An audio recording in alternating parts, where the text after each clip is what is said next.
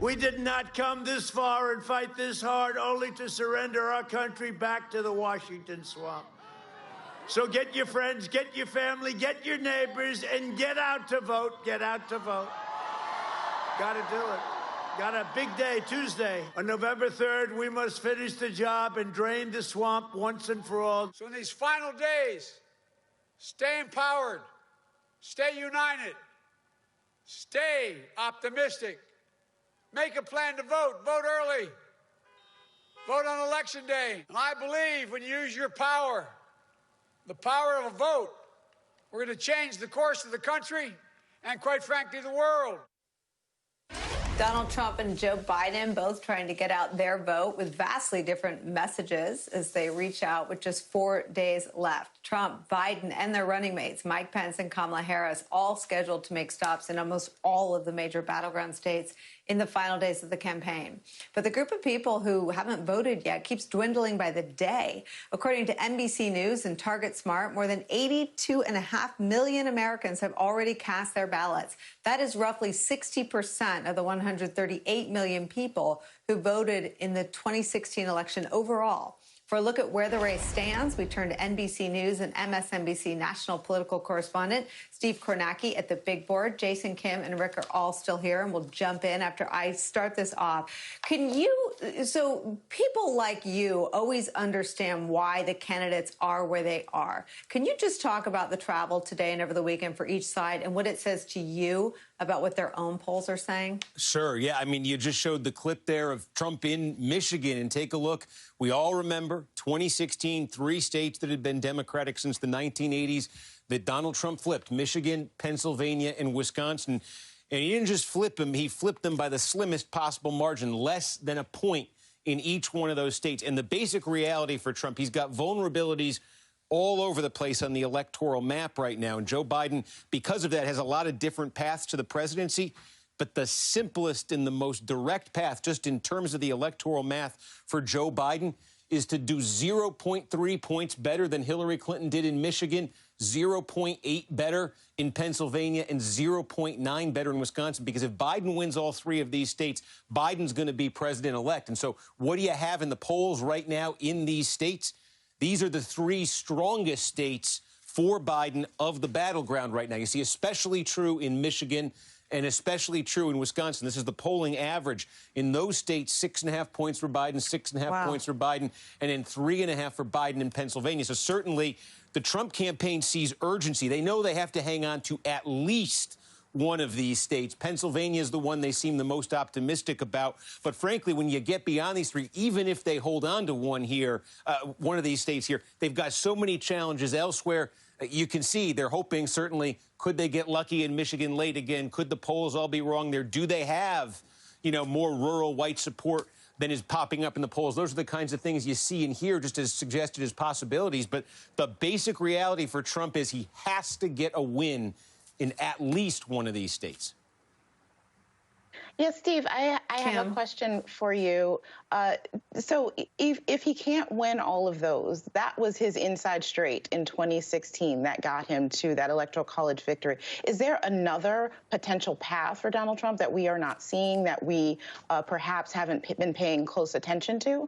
So let's just take a look at it here. This is a starting point where you're giving Biden, for the sake of this, all the states Hillary Clinton got in 2016, the battleground. These are states Trump got in 16 that look competitive, that he looks vulnerable in, like we're just talking about. So let's just say if Trump were to get Wisconsin, if Biden were to get Wisconsin, Biden were to get Michigan, and Biden were to get Pennsylvania, 278. Now, the Trump people will tell you, look, they think they can play offense in a couple of states that Hillary Clinton won in 2016. What are those states? There's really 3 that they talk about. Number 1 is New Hampshire. Now, New Hampshire was razor thin in 2016. It was actually a 3,000 vote margin.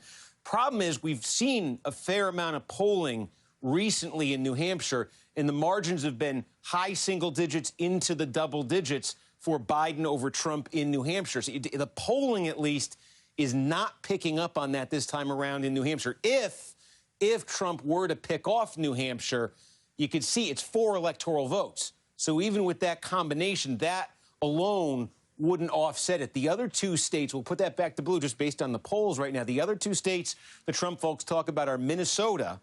The problem, though, is the demographic similarities between the upper Midwest states like Wisconsin, like Michigan, Pennsylvania, the demographic similarities there.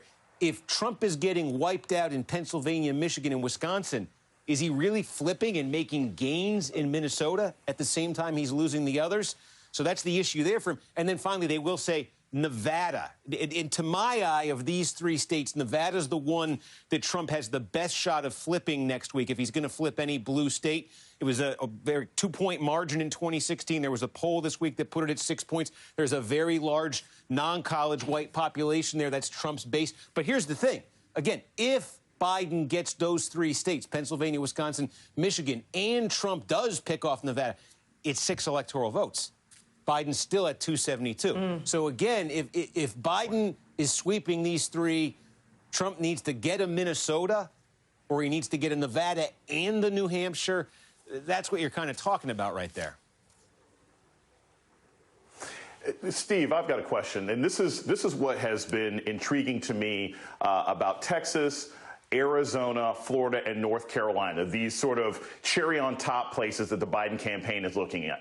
What are the numbers for first-time voters in these places, and also people who skipped the 2016 election? Because the sort of political scientist in me knows that, in large part, Hillary Clinton's difficulty was that people who voted for Obama in 2008 and 2012 stayed home for her. Are we seeing signs that those people are coming back and voting in North Carolina and Florida and Texas? Or could all of these first-time or infrequent voters be Trump people who somehow sat out in 2016? Yeah, I mean, you're looking at high numbers here of young voters, voters under 30, voters under 30 who haven't voted before. Some of them just because of age, they're just turning 18 for this election. Look at a state like Texas. You know, Target Smart has been tracking this stuff. We've been showing some of their data. They have more than 750,000 in Texas ballots cast so far by voters under 30. The majority, the clear majority of those voters being first-time voters. You're seeing stats similar, not quite on that scale, but similar in Florida, some other states. It raises the question if that is a Democratic-leaning constituency, and that's what the polling is suggesting. If it's a Democratic-leaning constituency, it raises the big question we've been talking about, which is if Democrats are getting encouraging numbers with groups like that right now in the early vote, are Republicans saving something for Election Day? Is there a comparable surge, energy level, participation level among Republicans that only becomes evident on Election Day? I've seen plenty of reasons to be skeptical about that, but you can't know ultimately until you get to Election Day and see. Hey, Steve, it's Rick. That was the question I was going to ask you. So I'm going to make an editorial comment and then ask a question. The editorial comment, and I think you'll agree with me, people need to realize the polls in 2016 were pretty darn accurate. The national polls had Hillary Clinton winning the national vote by 2%, and she did. Those 70,000 votes in Wisconsin and Pennsylvania and Michigan is 0.01% of the national vote, and you can get the state polls wrong. So here's my question for you.